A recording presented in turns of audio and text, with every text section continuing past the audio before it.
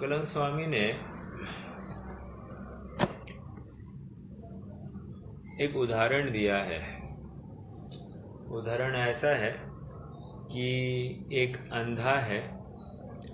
अंधा एक जंगल में है और उस जंगल में आग लगी है। दावानल ही है, यूं कहिए, और दावाग्नि, नॉट दावानल, दावाग्नि है। और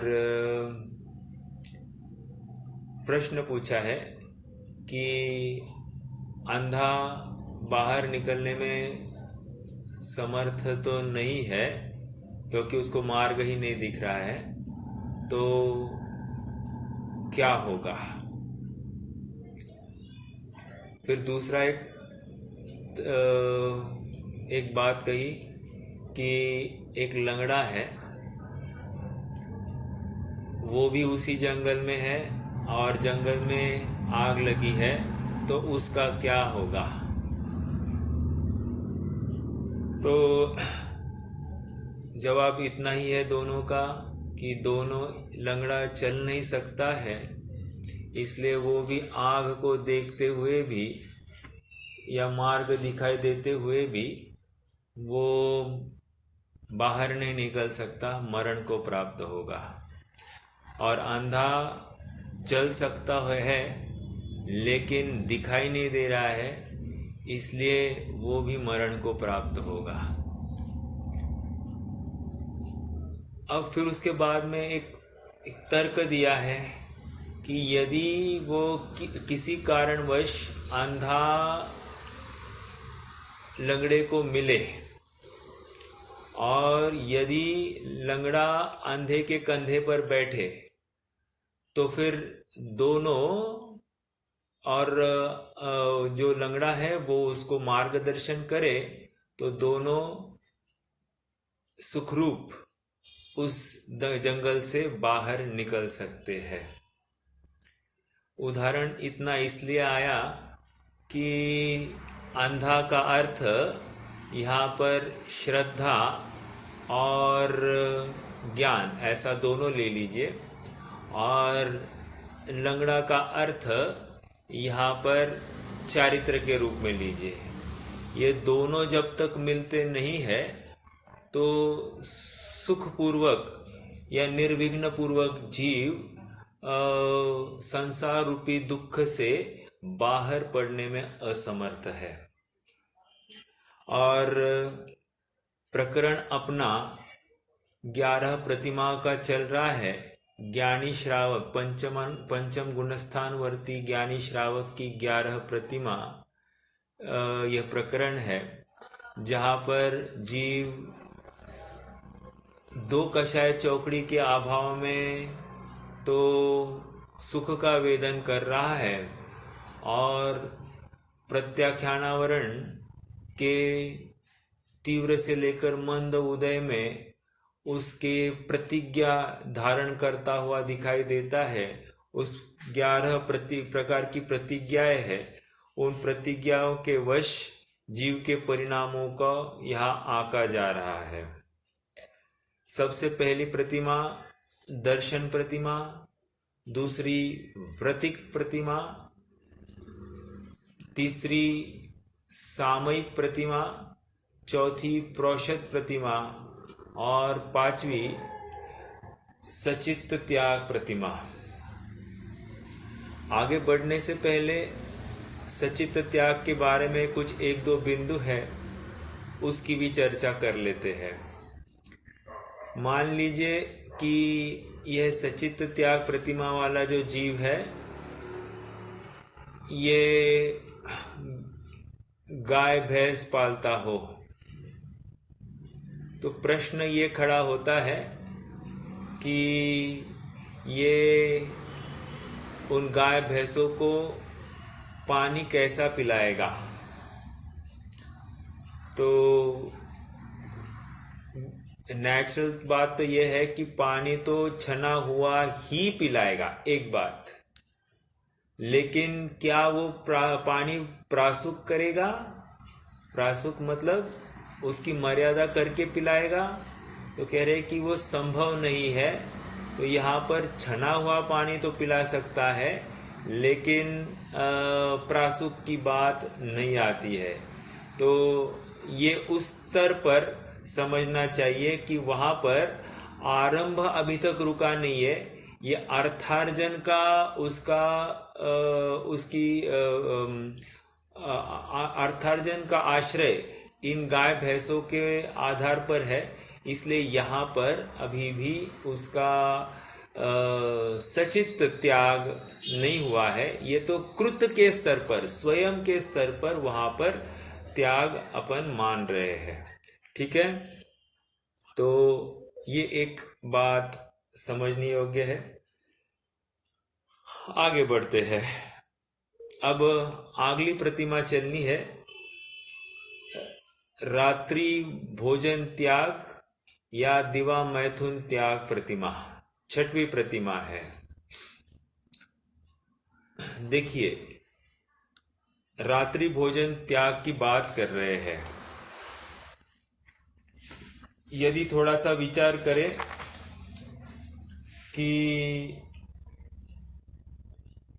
रात्रि भोजन त्याग प्रतिमा का के क्या औचित्य है, तो इसमें बहुत महत्वपूर्ण बात यह आती है कि आकुलता की कमी रात्रि में भोजन करने वाले की आकुलता की ज़्यादा पाई जाती है एक। और इसी को दिवा मैथुन त्याग कहकर जो दिन में मैथुन करता है उसकी भी आकुलता की तीव्रता के बिना ये कार्य नहीं हो सकता। इसलिए दिवा मैथुन त्याग ऐसे इस प्रतिमा का दो रूपा नाम है। निष्कर्ष इतना है कि ऐसे दो नाम फिर से खड़ा हो रहा है कि फिर से ऐसे दो नाम क्यों। तो इसमें यही प्रतीत हो रहा है कि दिवा मैथुन त्याग जिन आचार्यों ने कहा तो उनके सामने ऐसी कोई समस्या नहीं थी कि रात्रि में कोई भोजन करता होगा। और रात्रि भोजन त्याग कहने के लिए ये बात ज़रूरी समझी कि हो सकता है कि उस पर्टिकुलर काल में रात्रि भोजन करने के लिए कोई दोष नहीं माना गया हो, या ऐसा एक स्वैराचार फैल गया हो जिसको लेकर इस प्रतिमा का नाम रात्रि भोजन त्याग भी लिखना पड़ा। याद रखना चाहिए कि जब हम रात्रि भोजन त्याग कह रहे हैं तो रात्रि भोजन त्याग के साथ साथ रात्रि आरंभ त्याग भी समझना चाहिए।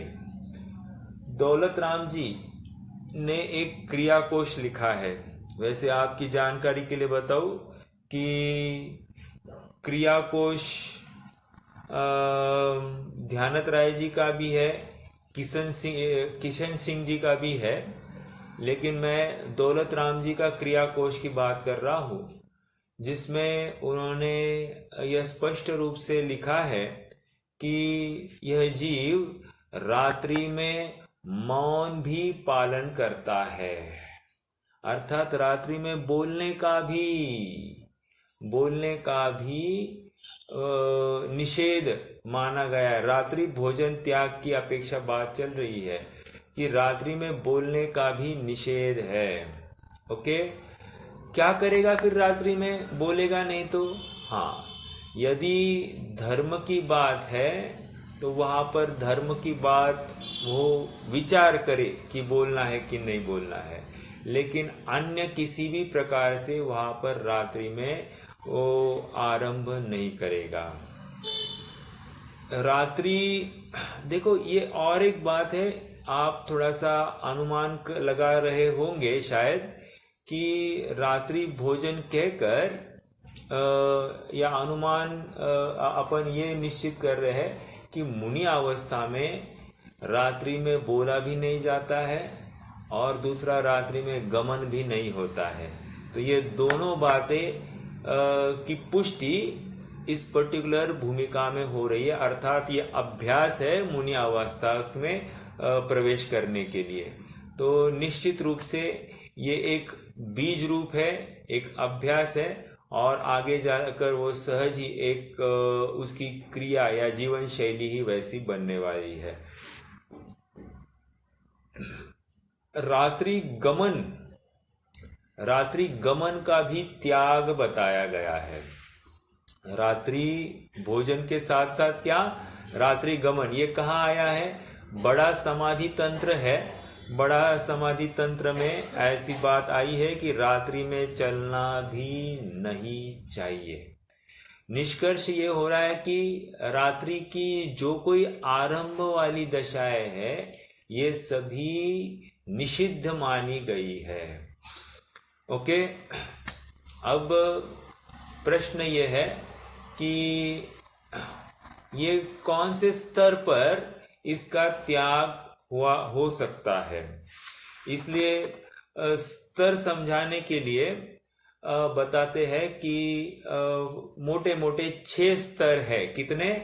6 स्तर। पहला रात्रि भोजन त्याग संबंधी जो बात चलती है, ये 45 दिन का जब बालक होता है तो उसे 8 मूल गुण दिलाए जाते हैं। जब 8 मूल गुण दिलाए हैं तो उसमें एक रात्रि भोजन त्याग नामक मूल गुण भी समझ लेना चाहिए। ये हम वैसे तो एक 8 मूल गुण की एक विवक्षा तो 5 उदुम्बर त्याग और 3 मकार का त्याग है, लेकिन हम वो विवक्षा देख रहे आशाधर जी वाली, जहाँ पर 3 मकार का त्याग, 5 उदुम्बर फल त्याग, कितने हो गए? 4 हो गए। फिर उसके बाद में अंछना पानी का त्याग, रात्रि भोजन का त्याग, 5 अनुव्रत का धारण या 5 पापों का त्याग, और लास्ट है देव दर्शन, नित्य देव दर्शन की बात है।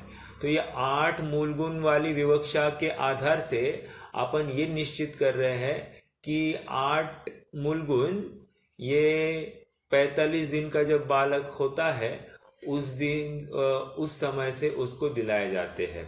हालांकि यह बालक अभी भी रात्रि में दूध आदि पीता है, लेकिन ये उस स्तर पर उसको दूध को छोड़कर बाकी सब का त्याग बताया जा रहा है। तो ये एक पहला स्तर हो गया रात्रि भोजन त्याग का।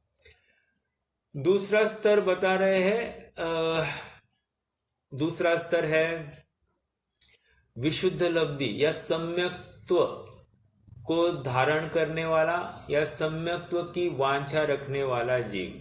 इसमें 2 बातें हैं, एक सम्यक दृष्टि जीव भी इसमें ले लिए, चौथे गुणस्थान वाला, या सम्यक्त्व का इच्छुक जीव, उसको भी इसी कैटेगरी में ले लीजिए।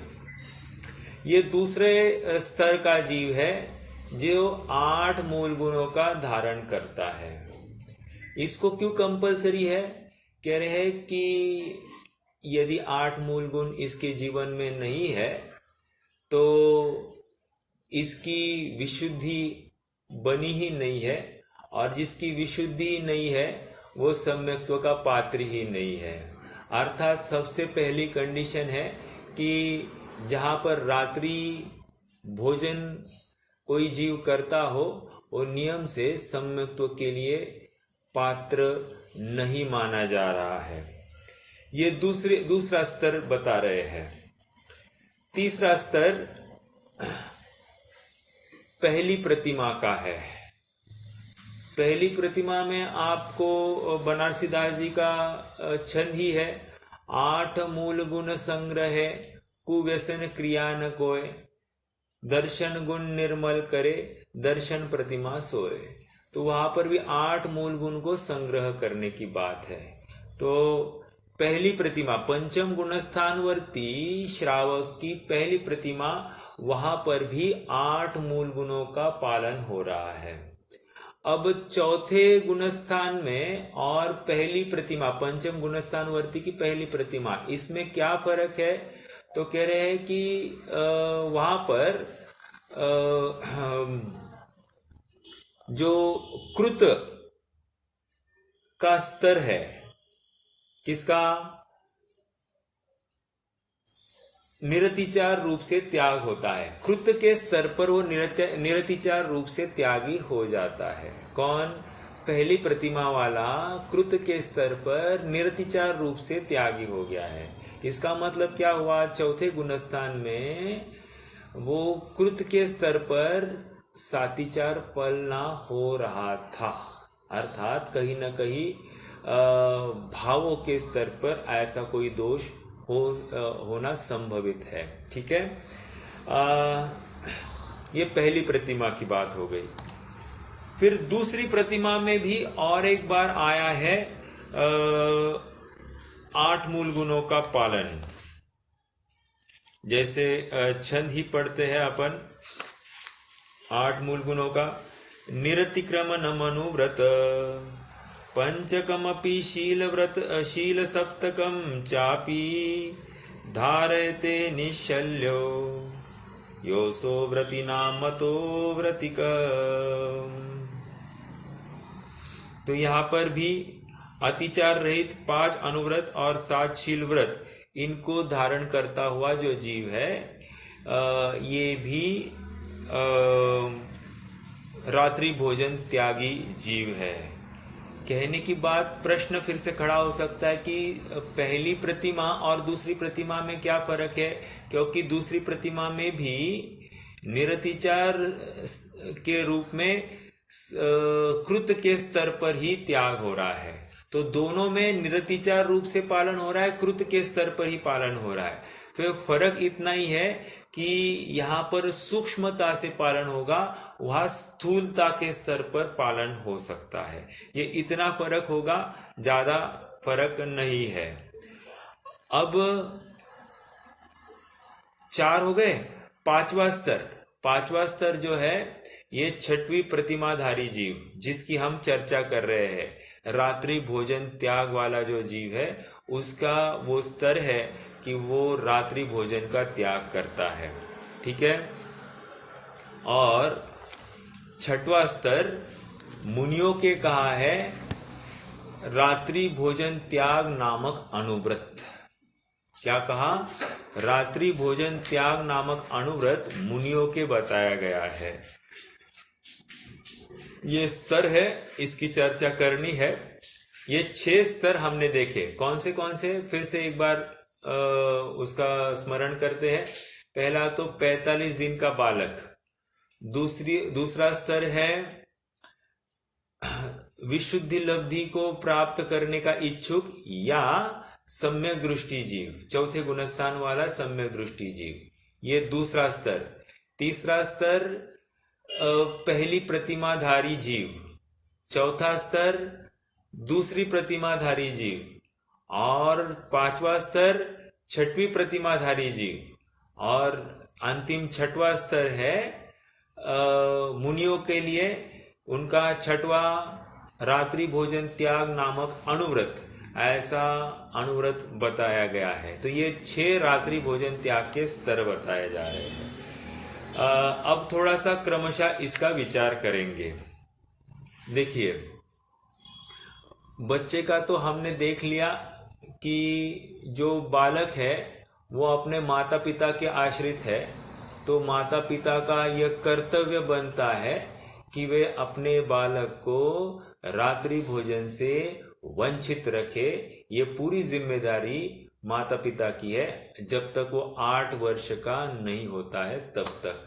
अर्थात उसका खान पान आदि सब की जिम्मेदारी माता पिता की। उसको लेकर जो कोई आश्रय होते हैं, सभी अगर गलत पढ़ाया जाता है, गलत ज्ञान कराया जाता है, तो इसका पूरा आश्रय माता पिता के माथे आता है। इसलिए 8 वर्ष तक का जो कोई पालन होता है वो माता पिता के आश्रित है। दूसरा स्तर, यहाँ पर विशुद्ध लब्धि की बात कर रहे हैं, तो यदि हम पुरुषार्थ सिद्धि उपाय को समझे तो वहां पर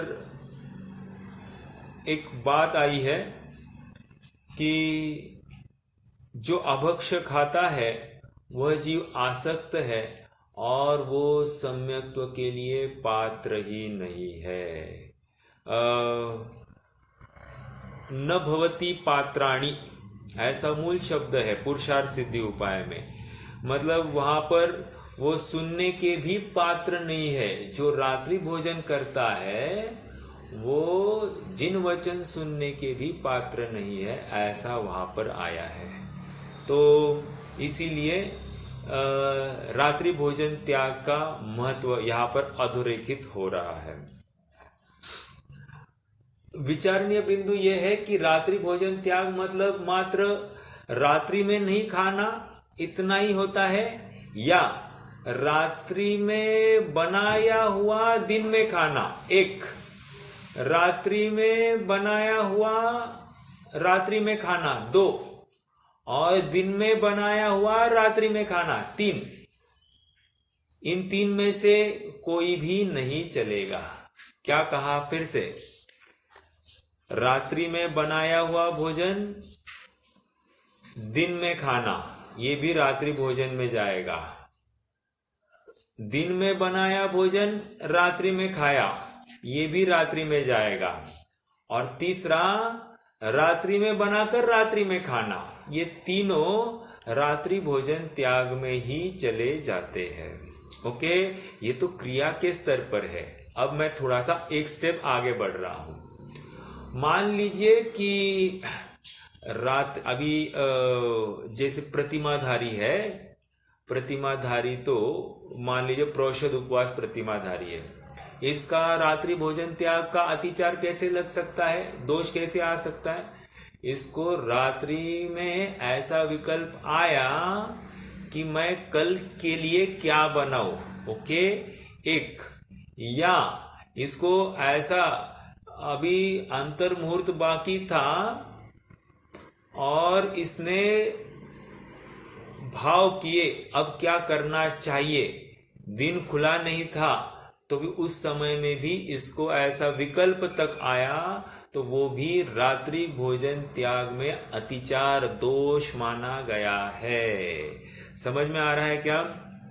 मतलब सूक्ष्मता की तरफ जा रहे हैं अपन, स्थूलता को से लेकर सूक्ष्मता की तरफ जा रहे हैं। क्योंकि कृत कारित अनुमोदन, तो कृत के स्तर पर सम्यक दृष्टि जीव तो स्वयं के लिए नहीं करता है, लेकिन कारित और अनुमोदन तो होता हुआ दिखाई दे रहा है उसके जीवन में।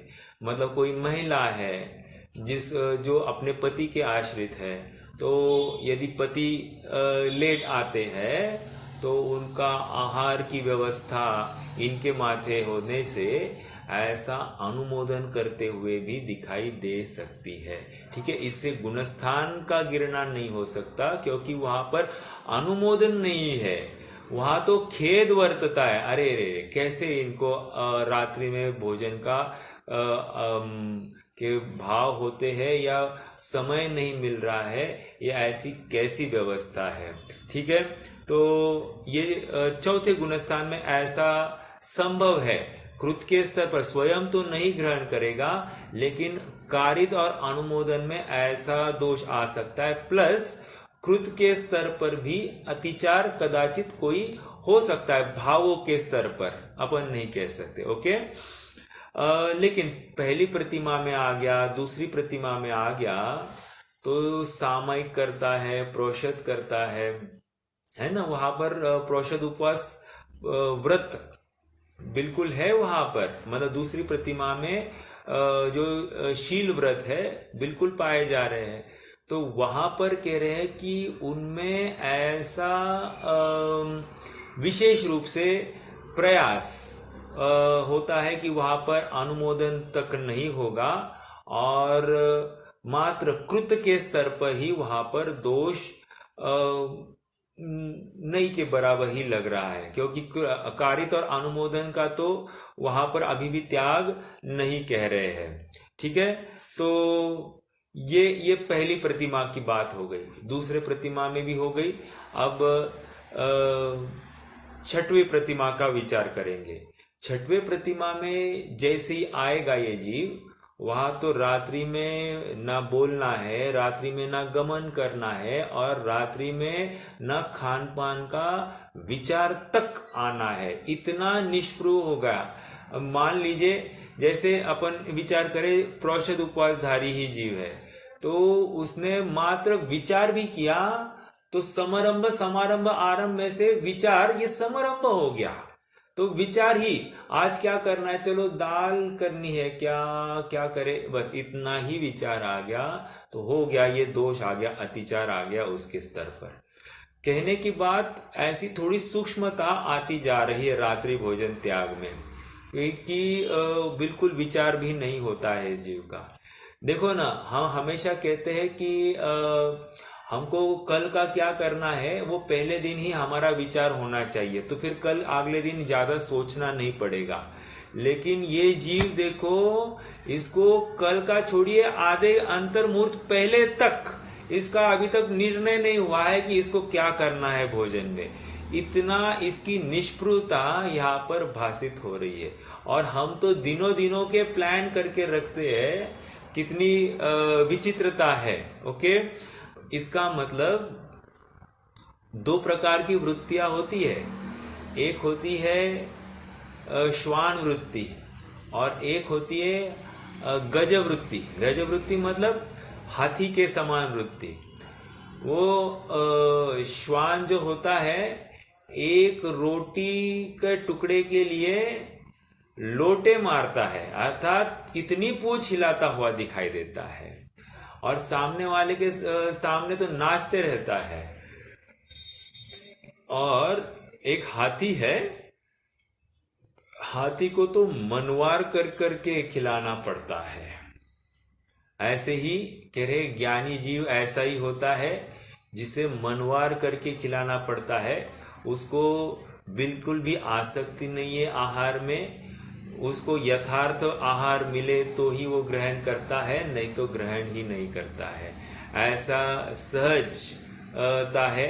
भले ही अन्नम वही प्राणा, अन्न ही प्राण है, इसी के आधार से शरीर रहने वाला है, ऐसा होते हुए भी आसक्ति बिल्कुल भी नहीं है। ये सहज ही ऐसी दशा इस जीव की हो गई है।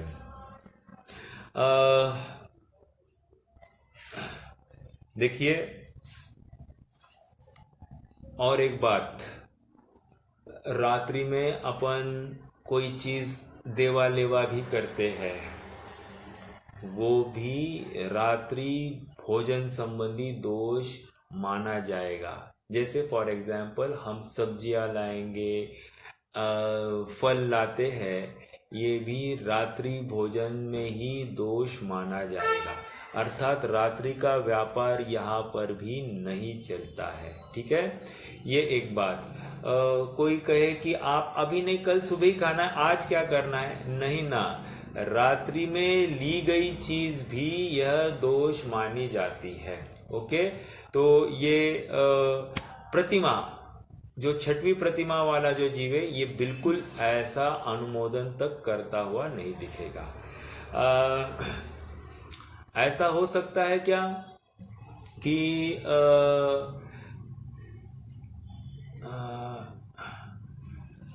रात्रि में कोई ऐसा प्रभावना बांटे, जैसे कोई स्वाध्याय होता है और स्वाध्याय के बाद में कोई नारियल बांटते, कुछ बांटते हैं, तो ऐसा बांटा हुआ ले सकता है क्या?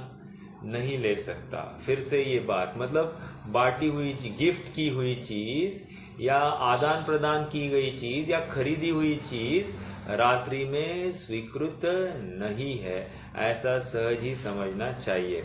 ये अपन रात्रि भोजन त्याग वाले जीव के भूमिका की बात कर रहे हैं। छठवीं प्रतिमा जो है उसमें ये सब नहीं चलता है, तो पहले प्रतिमा में चलता है, इसका अर्थ ऐसा नहीं है वो भी शक्ति प्रमाण टालता ही है, या फिर आ गई बात तो जिनके माध्यम से आई उनको बता देता है कि अब की बार तो ये ठीक है, लेकिन भविष्य में याद रखना कि हम ये फिर से स्वीकार नहीं कर पाएंगे, क्योंकि इसमें भी दोष आता है।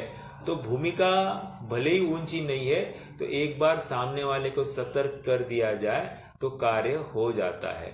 और दूसरी बार भी फिर से वही कार्य हो तो सीधा मना कर देगा, फिर चाहे वो सामने वाला नाराज भी होता है, इसे उसकी परवाह नहीं है, क्योंकि उसे तो सामने बंधने वाला कर्म दिखाई दे रहा है, अपनी भूमिका नीचे गिरती हुई दिखाई दे रही है, और वो किसी भी कीमत पर धर्म मार्ग में शिथिल होना नहीं चाहता है।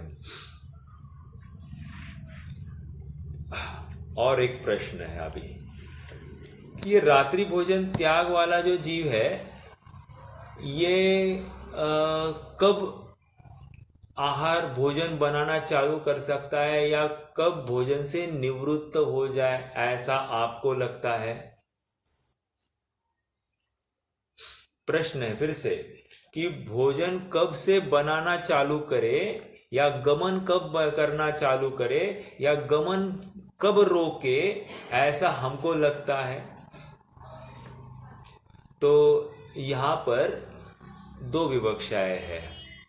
एक विवक्षा यह कहती है कि सूर्योदय के पश्चात एक घड़ी मतलब 24 मिनट, सूर्योदय होने के बाद में 24 मिनट निकल गए हैं, तो ये अपने आरंभ में लगेगा।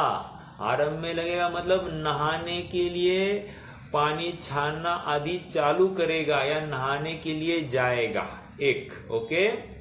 और सूर्यास्त के एक घड़ी पहले ये इसका पूरा चौका बंद हो गया होगा। सूर्यास्त के एक घड़ी पहले सूर्यास्त तक एक मिनट बाकी, एक मिनट कितना देर बाकी, 1 मिनट, हाँ चलो जल्दी पानी पी लेते, ऐसा नहीं होगा। एक घड़ी तक पहले तक उसका वो निवृत्त हो गया होगा, अर्थात बर्तन साफ करके वो अपनी जगह पर रख दिए गए होंगे। ये ऐसा रात्रि भोजन संबंधी दोष है। मान या ये छठी प्रतिमा वाला है ना, तो इसका ये इस विधि से ही कार्य हो गया होना चाहिए। ये तो एक विवक्षा हो गई। दूसरी विवक्षा क्या कहती है? सूर्योदय के एक मुहूर्त पश्चात अर्थात 2 घड़ी पश्चात तो ये आरंभ चालू करेगा, और सूर्यास्त के एक मुहूर्त पहले अर्थात 2 घड़ी पहले वो पूरा निवृत्त हो गया होना चाहिए। समझ में आया? ये 2 विवक्षाएं हैं, दोनों विवक्षाएं आपके सामने रखी। अब कौन सी सही है कौन सी गलत है ये अपन नहीं कह रहे हैं। यहाँ पर 2 विवक्षाएं जो आई है आचार्य परंपरा से, विद्वानों के माध्यम से, तो उसको मैं आपके सामने रख रहा हूं। तो हम कौन सी पालन करें? अपने पुरुषार्थ के अनुसार अपने को तो बेस्ट, मतलब जहां हमको लगता कि इसमें ज्यादा दोष नहीं है, वो पर्टिकुलर विवक्षाओं को हमको पालन करना चाहिए। जैसे आप मुझे पूछे तो एक मुहूर्त बाद में और एक मुहूर्त पहले, अर्थात सूर्योदय के एक मुहूर्त बाद में ही किसी आरंभ को स्टार्ट करेगा एक, और स्टार्ट करेगा मतलब पानी छानने से लेकर चालू होगी, फिर नहाना, नहाने के बाद में फिर चौके में आना, चौके में आकर फिर सब काम चालू करना। तो ये थोड़ा सा विचारणीय बिंदु, ठीक है। एक बात तो ये हो गई। दूसरी बात,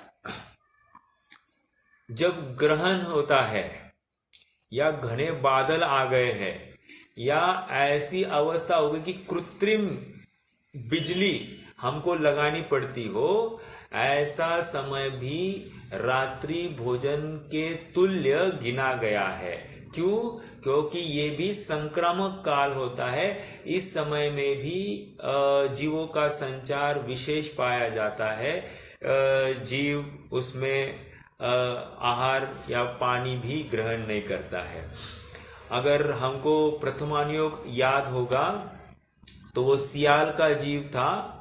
सियाल का जीव बावड़ी में अंदर जाता था पानी पीने के लिए, बहुत प्यासा था, लेकिन अंदर जैसे ही जाने को होता तो वहां अंधेरा सा दिखाई देता, तो वो पानी नहीं पीता और बिना पानी पिए ही बाहर आ जाता। बाहर आकर देखता तो उजाला दिखता, फिर से अंदर जाता, तो ये जो हुआ, और इसी क्रिया में वो इतना थक गया, बिना पानी का ही मरण को प्राप्त हो गया, लेकिन परिणामों की विशुद्धि को लेकर वो देव आयु को प्राप्त हो गया। कहने की बात यह है कि जब तिर्यंच तक ऐसे पालन करता हुआ ऐसा दृढ़ दिखाई देता है कि थोड़ा अंधेरा भी दिखाई दे, भले ही दिन हो, अंधेरा दिखाई दे तो आहार ग्रहण नहीं करता है, तो हमें भी उसी का अनुकरण करना चाहिए। ठीक है, तो ये बादल या ग्रहण जो होता है, जब सूर्य ग्रहण होता है तो अन्य मत वाले तो सूर्य को भगवान मानते हैं, और वे बिल्कुल ऐसा मानते हैं कि हमारे भगवान पर उपसर्ग आया है और उपसर्ग के काल में कैसे खाया पिया जाए, ऐसा वे उनकी मान्यता है। हालांकि अपने यहाँ पर तो सूर्य ग्रहण को लेकर अंधेरा है, और उस अंधेरे में कोई भी आरंभ का कार्य नहीं होता है, क्योंकि रात्रि का कार्य जितना होता है वो सूर्यास्त के बाद में तो वैसे कुछ दिखाई नहीं देता है, इसलिए आरंभ का कार्य नहीं करना चाहिए, ऐसा सहज ही दिखाई दे रहा है। आगे बढ़ते हैं थोड़ा सा। एक प्रश्न और है, मान लीजिए इंद्रनील मणि है या चंद्रकांत मणि है, तो इनका जो कोई उजाला है, उस उजाले में हम आहार आदि कुछ कर सकते हैं? प्रश्न खड़ा किया। तो उसका जवाब भी यही है कि नहीं, उसमें भी अपन आहार आदि नहीं कर सकते। कारण क्या है? कारण इतना ही है कि सूर्य जैसी वो विशेष गर्मी जो है, जिसको लेकर वातावरण में जो अल्ट्रावायलेट रेस से जो निर्जंतुक होता है, ऐसा निर्जंतुकीकरण नहीं पाया जाता है, इसलिए वो भी कृत्रिम लाइट के समान ही मानी गई है, और इसलिए वो भी निषिद्ध है। अब आयुर्वेद के हिसाब से थोड़ा सा विचार करते हैं, स्वास्थ्य के हिसाब से या आयुर्वेद के हिसाब से। देखिए, रात्रि भोजन जो है, ऐसा हर जगह पर माना जाता है कि हमारे नाभि के स्थान पर एक कमल नाड़ होती है, वो बंद हो जाती है, सूर्यास्त होते ही वो बंद हो जाती है, और बंद हो गई अर्थात अब उसके बाद में जो कोई आहार ग्रहण किया है उसको पचाने की सामर्थ्य भी अपनी नहीं रहती है, अर्थात वो फिर भोजन का जो परमाणु है वो भी सड़ने लगते हैं, ऐसा कहा जाता है। तो ये एक बात विशेष समझने योग्य है कि शरीर की संरचना भी ऐसी है कि रात्रि के भोजन को वो अनुमति प्रदान नहीं करता है। और आजकल तो अस्थमा के पेशेंट्स कहो या फिर कैंसर आदि के पेशेंट्स कहो, इनके लिए तो डॉक्टर विशेष कंडीशंस लगाते हुए दिखाई देते हैं कि आपको रात्रि में कुछ नहीं खाना है, क्योंकि ये ट्रीटमेंट का भाग है कि रात्रि में कुछ खाना नहीं। तो अपने आप में ये वही दिखा रहा है, उसी का परिचय है कि रात्रि भोजन त्याग ये कितना स्वास्थ्य के अनुकूल है, शरीर के अनुकूल है, इसका हमको प्रमाण वैद्यकीय शास्त्र भी हमको देता हुआ दिखाई देता है।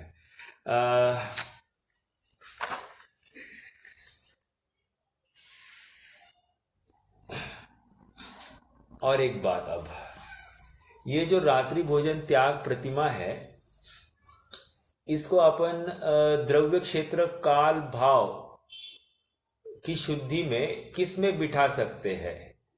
मेरा प्रश्न फिर से सुनिए कि द्रव्य क्षेत्र काल भाव, द्रव्य शुद्धि, क्षेत्र शुद्धि, काल शुद्धि, भाव शुद्धि, कोई भोजन की जो शुद्धि होती है 4 प्रकार की कही गई है। द्रव्य शुद्धि मतलब जहां पर जो भोज्य सामग्री है वो शुद्ध हो, या भोजन बनाने वाला है वो शुद्ध हो, तो ये द्रव्य शुद्धि में लिया गया। दूसरा क्षेत्र शुद्धि, और द्रव्य शुद्धि किसमें अपन देखे विशेष रूप से सचित्त त्याग प्रतिमा जो है वहां पर द्रव्य शुद्धि की मुख्यता रही। क्षेत्र शुद्धि क्या होती है? क्षेत्र शुद्धि मतलब वहां पर चौका कैसा होना चाहिए, या फिर भरपूर मात्रा में वहां पर प्रकाश हो, आजू बाजू में हॉस्पिटल आदि नहीं हो, आजू बाजू में नॉनवेज नहीं पकाया जाता हो, मारो मारो काटो काटो आदि की आवाजें नहीं आती हो। ये सब बातें जहां पर जिस क्षेत्र में नहीं हो उस क्षेत्र की ही मुख्यता लेकर द्रव्य शुद्धि कही गई है, क्षेत्र शुद्धि कही है। काल शुद्धि जो है कौन से समय में खाना और कौन से समय का बनाया खाना, ये काल शुद्धि में लिया जा रहा है। तो यहाँ पर भी काल शुद्धि का मूल प्रयोजन भासित होता है कि रात्रि भोजन त्याग, रात्रि भुक्ति त्याग कहकर यहाँ पर काल शुद्धि की मुख्यता यहाँ पर स्थापित होती दिखाई दे रही है। ठीक है।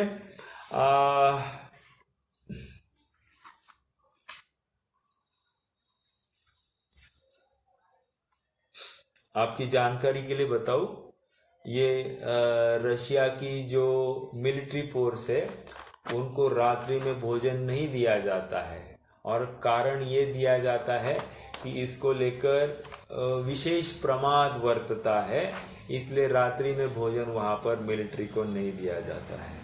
ठीक है। अब देखिए, महाभारत में मैं थोड़ा सा और प्रमाण दे रहा हूं कि रात्रि भोजन त्याग में अन्य मत की क्या मान्यता है। तो ये महाभारत के कुछ छंद है, उसको भी मैं यहां से कहता हूं। देखिए, सुनते हैं।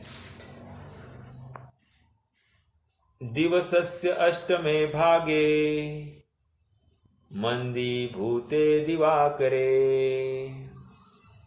फिर से मैं धीरे से कहता हूं, आप थोड़ा उपयोग लगाकर सुनना। दिवसस्य अष्टमे भागे मंदी भूते दिवाकरे, ये नक्तं न विजानीयात् न नक्तं निशि भोजनम। नक्त, नक्त मतलब क्या, थोड़ा सा ये भी अपन समझते हैं। ठीक है। नक्त मतलब वो सूर्यास्त होने का अंतर मुहूर्त पहले तक के काल को नक्त कहते हैं, या सूर्योदय होने के अंतर मुहूर्त पश्चात के काल को नक्त कहते हैं। तो क्या कह रहे हैं कि दिवसस्य अष्टमे भागे, दिन संबंधी जो 8वां भाग है उसमें क्या होता है, दिवाकरे मंद होता है। दिवाकर अर्थात सूर्य का जो प्रकाश होता है वो मंद होता है, और इसीलिए उसको उस समय को नक्त कहा गया है। और ऐसे नक्त समय इज एज गुड एज निशि भोजन, रात्रि भोजन करने समान वो काल माना गया है। अर्थात उस काल में भोजन भी नहीं करना चाहिए, बनाना चाहिए।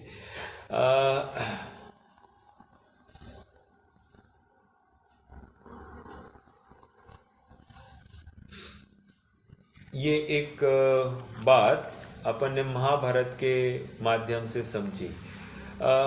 निष्कर्ष इतना ही निकल रहा है कि स्वास्थ्य की अपेक्षा या जीव दया की अपेक्षा रात्रि में बनाया गया भोजन या रात्रि संबंधी सेवन किया भोजन ये किसी भी प्रकार से इस जीव को अनुकूल नहीं है।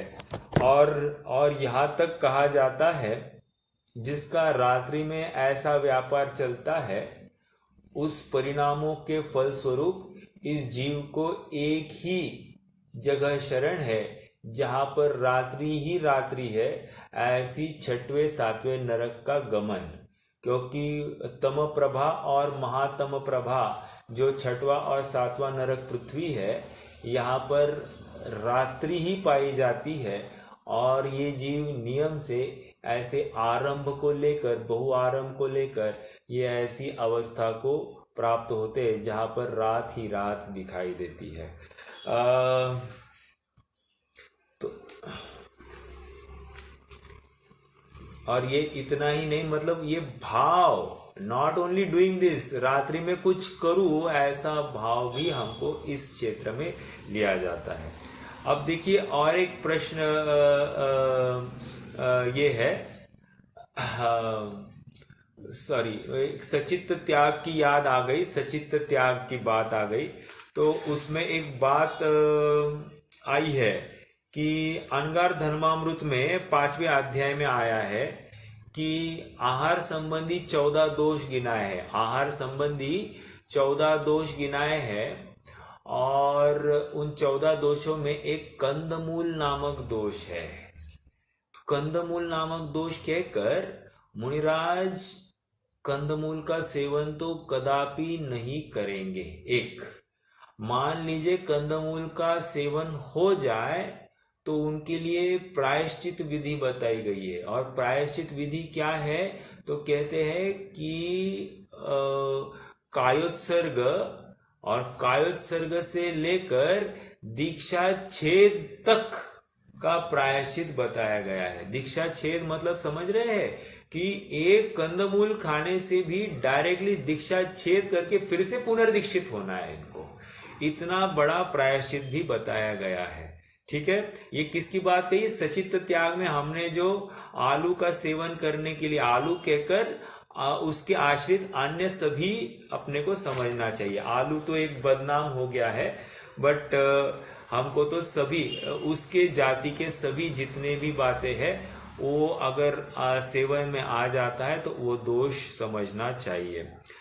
ये तो हमने सचित्त त्याग की एक पर्टिकुलर चर्चा की। बट आइए यहाँ पर अब रात्रि भोजन त्याग का अपन छंद एक बार पढ़ते हैं और फिर विशेष को समझने की कोशिश करेंगे। श्लोक नंबर 142। अन्नम पानम खाद्यम लेयम नाश्नाति यो विभावर्याम सचरात्रि भुक्ति विरत सत्वेष्वनुकंपमान मनाम। फिर से, अन्नम पानम खाद्यम लेयम नाश्नाति यो विभावर्याम सचरात्रि भुक्ति विरत सत्वेष्वनुकंपमान मनाम। देखिए संधि देखते हैं। अन्नम, पानम, खाद्यम, लेयम, 4 प्रकार के आहार। न अश्नाति, न अश्नाति, यो विभावर्याम, विभावर्याम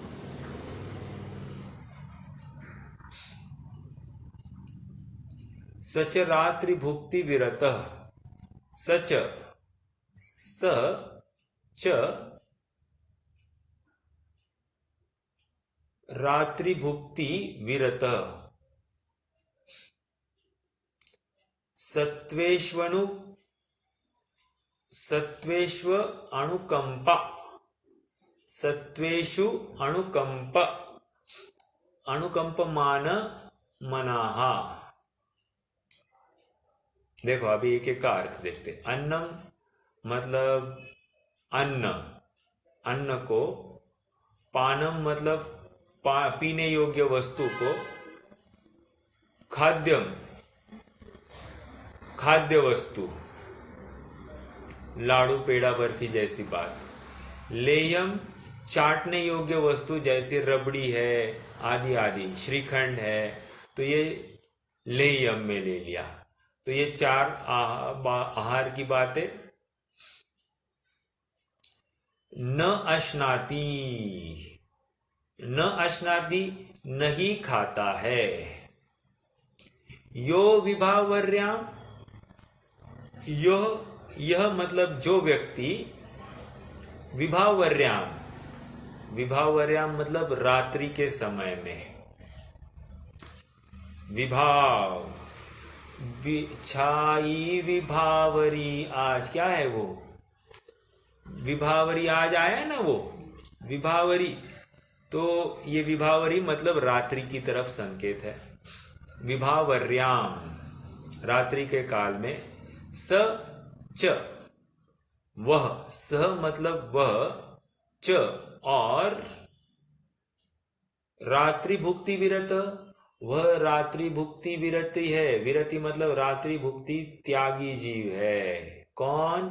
जो अन्न मतलब खाना पीना, लाड़ू पेड़ा बर्फी और चाटने योग्य ऐसे कोई पदार्थ है, इनका जो सेवन नहीं करता है रात्रि के काल में, उसका क्या है? रात्रि भुक्ति विरत, अर्थात रात्रि भुक्ति की त्याग प्रतिमा है। सत्वेश्व अनुकंपा कंपमान मना, सत्वेश मतलब प्राणियों पर, सत्वेशु, सत्वेशु मैत्री, प्रेम भाव हो सब जीवों में, तो सब सत्वेशु मैत्री, उसका अगर आप संस्कृत का पाठ देखोगे तो सत्वेशु मैत्री ऐसा वहां पर बात है। सत्वेशु या सताम ऐसा भी शब्द आता है, तो जीव मात्र का परिचायक है, जीव मात्र। तो प्राणियों पर अनुकंपामान, दयारूप होता हुआ, अनुकंपा अर्थात दया भाव। ठीक है, तो दो बातें आ गई। एक तो यहाँ पर इंद्रिय जय की भी बात आती है, और दूसरे जीवों में दया भाव की भी बात आती है। इंद्रिय जय कैसे? अति आसक्ति घट गई ना, तो इसको अपन इंद्रिय जय में लेंगे, और सहज ही जीव दया पल गई, तो इसमें अनुकंपा प्रकट हो गई। और याद रखना कि पांचवी प्रतिमा में ही कह दिया था दया मूर्ति। तो जब दया मूर्ति है तो ऐसी अनर्गल क्रिया करता हुआ ये जीव हमको नहीं दिखाई देगा। समझ में आ रहा है? तो ये रात्रि भुक्ति त्याग प्रतिमा की बात आ गई। देखो रात्रि भुक्ति त्याग, अभी जैसे अभी आप विचार कीजिए, थोड़ी गर्मी है, गर्मी के दिन है, ग्रीष्म ऋतु है, और भोजन का त्याग कब हो जाता है? 4:30-5 बजे, मैक्सिमम 5 बजे करता हो। क्यों? उस 5 बजे के बाद में उसको बर्तन वर्तन मांजने हैं, सब ठिकाने पहुंचना है, सब बातें हैं। तो 5 बजे के पहले अगर बाद में वो भोजन करता रहे तो उसका नियम से काम डिले होने वाला है, एक बात। और दूसरी बात यह है कि ये रात्रि भोजन त्याग वाला जीव है या फिर प्रतिमाधारी जीव है, ये तो सामायिक में बैठेगा कि नहीं बैठेगा? और सामायिक में कब बैठना होता है? रात्रि होने के बाद में या रात्रि के पहले?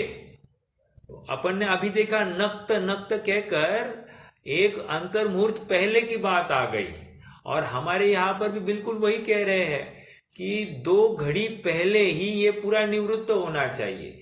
यदि 5 बजे तक ये खाना खाता रहेगा, उसके बाद में बर्तन मांजेगा, आधा पौना घंटा उसमें जाएगा, बर्तन फिर से रखने हैं तो 1 घंटा जाएगा, 6 बज जाएंगे, 6 सवा 6, तो उसके बाद में 6:30 बजे समझो दिन जाने वाला है। तो ये कब इसको, ये तो वेरी नेचुरल कि उसके पहले ही उसको निवृत्त होना है, तब जाकर तो सब कार्य होंगे। और थोड़ी ना वो अकेला होगा, उसके घर में मतलब सभी मेंबर्स निवृत्त होने चाहिए, ये उसका उसकी बात है, not only a single member.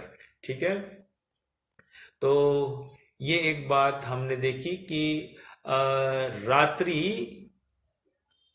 के पहले ही, मतलब सामायिक में बैठना है उसको, तो उसके पहले ही ये बिल्कुल और मान लीजिए कि प्रतिक्रमण आदि करता हुआ जीव होगा ये, तो प्रतिक्रमण के लिए विशेष निंदा ग्रह का समय निकलना पड़ता है, तो इसको जल्दी ही निवृत्त होना जरूरी है। ये इतनी बात क्यों कही?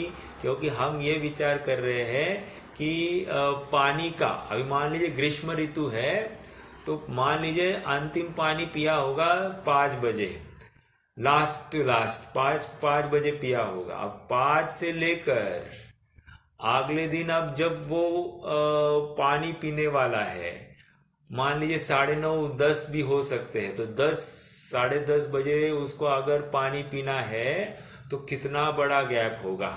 तो आप विचार कर सकते हैं।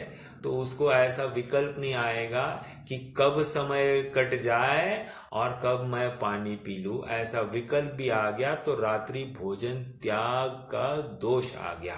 क्योंकि उसमें रात्रि में आकुलता हो गई, और उस भूमिका में आकुलता भी अतिचार के दायरे में ली गई है। समझ में आ रहा है क्या? तो ये इतना गंभीर चिंतन और इस प्रकार की भूमिका होनी चाहिए। देखो, ये इतना अभ्यास या इतना विषय गहराई में चिंतन क्यों जरूरी है? क्योंकि जब हमारी भूमिका इस स्तर की होगी तो हमको भी विचार करना होगा कि कहाँ अतिचार लगा है, और आत्म परीक्षण तो हम स्वयं करेंगे। हमने भले ही बोला नहीं किसी को, लेकिन मन में विकल्प आया, ये किसने जाना? हमारे सिवा और कौन जान सकता है? तो हमको हमारे परिणामों का भी ख्याल होगा, और उसको लेकर हमें भूमिका बढ़ानी है या उसी भूमिका में और पुरुषार्थ करना है, ये हमको ज्ञान होगा। समझ में आ रहा है? तो ये समझने का प्रयोजन इतना है कि ये कौन करेगा नहीं, हम कहाँ खड़े हैं इसका हमको अनुमान होगा, और हमको और कितना पुरुषार्थ करना है ये भी इसमें से ख्याल होगी बात। ठीक है? भावार्थ पढ़ते हैं, या 1 मिनट। हम बनारसी दास जी का भी छंद पढ़ लेते हैं एक बार, और फिर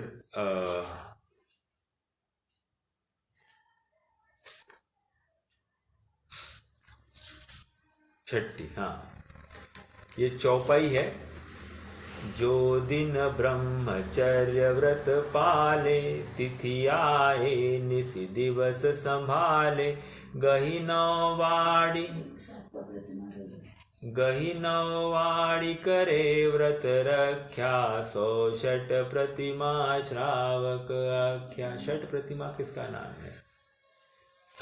वो ब्रह्मचर्य, आपको लग रहा है कि ये ब्रह्मचर्य का होगा, लेकिन ब्रह्मचर्य प्रतिमा अगली प्रतिमा है, उसका बीज इस 6वीं प्रतिमा में पड़ा है।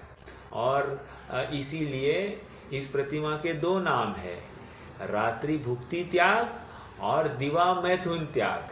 तो आप दोनों लगा सकते। तो इसलिए बनारसी दास जी ने तो दोनों को खड़ा किया है।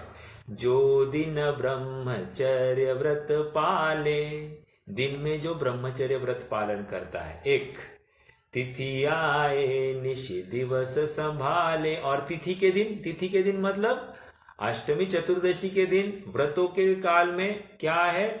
निशि दिवस संभाले, दिन और रात में ये ब्रह्मचर्य धारण करेगा। ओके? गही नौवाड़ी करे व्रत रख्या, 106 प्रतिमा श्रावक आख्या। यहाँ तो उन्होंने ब्रह्मचर्य की चर्चा की है, लेकिन उन्होंने रात्रि भोजन के ऊपर तो कोई फोकस दिया नहीं है। और आप अगर समन भद्र स्वामी को देखते हैं तो उन्होंने मात्र भोजन के सामने ही, भोजन के ऊपर ही फोकस किया है, ब्रह्मचर्य के ऊपर कोई फोकस नहीं किया है। लेकिन आप थोड़ा सा विचार करना, भोजन का और ब्रह्मचर्य का बहुत समीप का समीकरण है। और इसलिए आप देखोगे कि अतिचारों में, जैसे अहिंसा अणुव्रत का अतिचार है, उसमें आलोकित पान भोजन 1 आ रहा है, वहां पर भोजन की चर्चा आई। आचौर्य में भी आया है तीव्र रसना, क्या है, आचौर्य में भी आया है। फिर ब्रह्मचर्य में भी अतिचार आया है कि ज्यादा मीठा आदि कुछ खाना, गरिष्ठ भोजन आया, राइट, गरिष्ठ भोजन आया। तो कहने की बात इतनी है कि पापों में भी भोजन का बहुत नजदीक का रिलेशन पाया जा रहा है। तो वेरी नेचुरल कि ये प्रमाद को बढ़ाएगा या फिर अपनी उत्तेजना बढ़ाएगा, और उत्तेजना बढ़ाएगा तो ब्रह्मचर्य में घात करेगा ही करेगा। इसीलिए आहार भी ये योग्य ही होना चाहिए। देखो क्रम भी कैसे बढ़ रहा है। पहले सचित्त त्याग कराया जाता है। सचित्त त्याग कहकर गरिष्ठ भोजन नहीं करना है, कम सात्विक भोजन करना है। आप कहोगे ये कैसी बात है? बिल्कुल ऐसी ही बात है। कम सात्विक भोजन करेंगे तो ही विशेष रूप से ताकत नहीं आएगी। और यहां पर ताकत नहीं आएगी कहने का, ताकत क्यों चाहिए? ताकत लौकिक कार्य करने के लिए ताकत की बात नहीं कर रहे हैं यहाँ। तो अपना दिन संबंधी चर्या एकदम अच्छे से चल सकती, इतनी ताकत इस भोजन से आ सकती है, ये बता रहे हैं। ठीक है, तो पहले सचित्त त्याग कराया, उसके बाद में अब रात्रि भोजन त्याग की बात आ गई।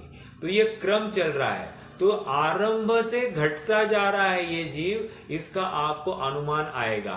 और बराबर 8वीं प्रतिमा जो है ये आरंभ त्याग है, उसकी तैयारी ही चल रही है ये। तो कितना क्रमिक विकास है इसका भी हमको ज्ञान यहाँ पर हो रहा है। ठीक है, और रात्रि ये दिवा मैथुन त्याग कहकर ये 7वें ब्रह्मचर्य प्रतिमा का बीज इस 6वीं प्रतिमा में पड़ा है। हालांकि ब्रह्मचर्य अनुव्रत नामक दूसरी प्रतिमा का एक अनुव्रत है ही, ठीक है, लेकिन वहां पर स्वस्त्री का सेवन हो रहा है। बट यहाँ पर स्वस्त्री का भी सेवन दिन में नहीं करेगा, ये बात यहाँ पर आ रही है। उसकी चर्चा भी हमको करनी है, लेकिन आज तो हमने मात्र खान पान संबंधी चर्चा की है। स्त्री संबंधी सेवन की बात अपन और क्रमशः करेंगे। आज के लिए रुकते हैं। कोई प्रश्न है तो पूछ सकते हैं, नहीं तो फिर जिनवाणी स्तुति करेंगे।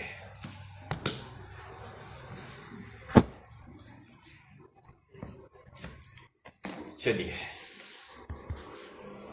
निज निधि